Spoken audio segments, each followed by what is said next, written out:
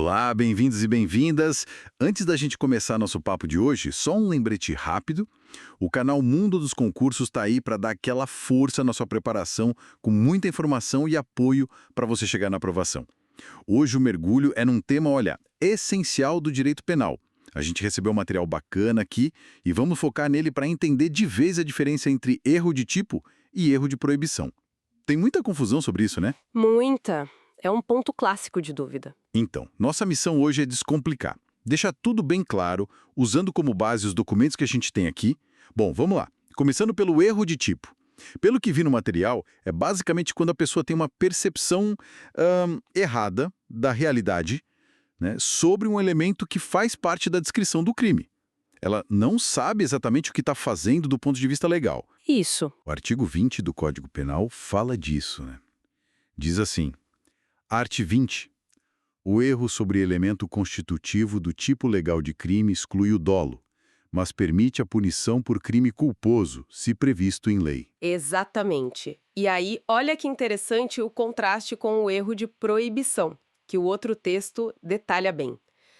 Nesse caso, a pessoa sabe o que está fazendo. Ela conhece a realidade, os fatos concretos. O problema dela é outro. Qual? Ela não sabe que aquilo é ilegal, que é proibido. Ela pensa de forma errada que está agindo dentro da lei, que é permitido. Ah, O artigo 21 até começa falando que o desconhecimento da lei é inexcusável. É a regra geral, né? Ninguém pode alegar que não conhece a lei. Mas logo depois o artigo entra na questão do erro sobre a ilicitude, que é o erro de proibição. então peraí. A grande sacada é, no erro de tipo, o engano é sobre os fatos.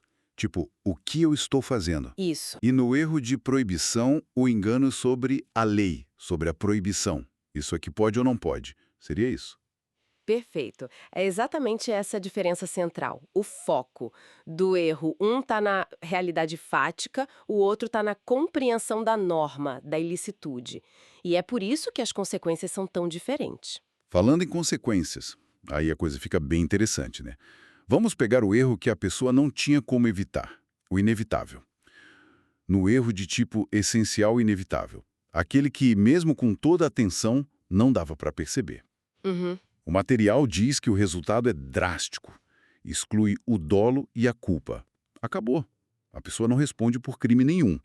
O exemplo clássico, né?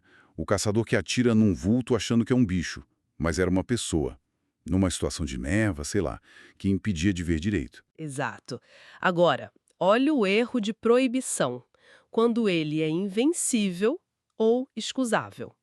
Ou seja, era impossível mesmo para a pessoa saber que aquilo era contra a lei. A consequência, segundo o artigo 21, também é forte, mas o alvo é outro.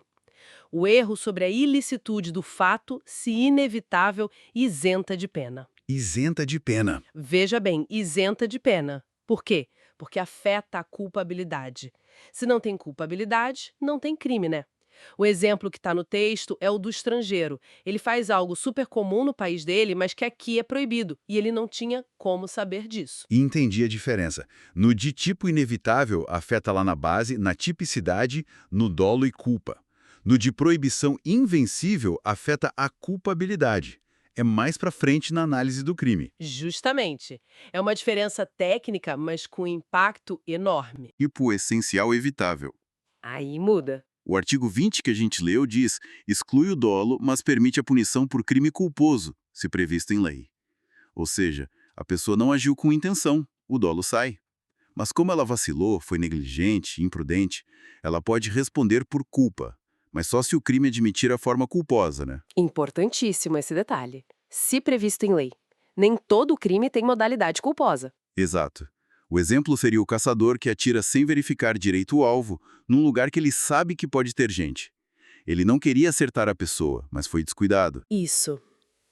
Já no erro de proibição vencível ou inexcusável, a história é bem diferente.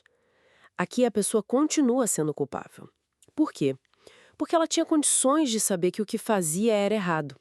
Ela podia ter buscado informação, ter sido mais atenta à norma. E qual a consequência, então? A culpabilidade não some. Mas o artigo 21 continua. Se evitável, poderá diminuí-la a pena de 1/6 a 1/3. Ou seja, a pena pode ser reduzida. Ah, então não isenta, mas diminui a pena. Exato. E o parágrafo único do artigo 21 ajuda a definir quando o erro é evitável. Considera-se evitável o erro se o agente atua ou se omite sem a consciência da ilicitude do fato, quando lhe era possível, nas circunstâncias, ter ou atingir essa consciência. Basicamente, se dava para saber, o erro é evitável. Faz sentido. O exemplo do texto é o turista que desconhece uma regra de trânsito super básica aqui e causa um acidente. Poxa, ele podia ter se informado minimamente, né? Era exigível dele. Entendido. Então, para a gente amarrar tudo isso, erro de tipo é o engano sobre a realidade, os elementos que descrevem o crime na lei. Afeto dolo. Se for evitável, pode levar à punição por culpa, se houver previsão. O foco é no o quê. Perfeito. E o erro de proibição? É o engano sobre a lei, sobre a proibição da conduta. Afeta a consciência da ilicitude, que é um elemento lá da culpabilidade. Se inevitável, isenta de pena. Se evitável, não isenta, mas a pena pode ser diminuída. O foco é no pode. Agora ficou bem claro. Essa distinção é chave mesmo. Fundamental. E, sabe, entender isso na teoria é uma coisa. Mas pensar na prática, como os exemplos mostram, levanta uma questão, né? Fica uma reflexão. Até que ponto as circunstâncias de cada um, tipo acesso à informação, diferenças culturais, o nível de instrução mesmo, pesam na hora de dizer se um erro era evitável ou inevitável para aquela pessoa específica. Como individualizar essa análise? Nossa, excelente ponto para a gente continuar pensando depois. Muito bom.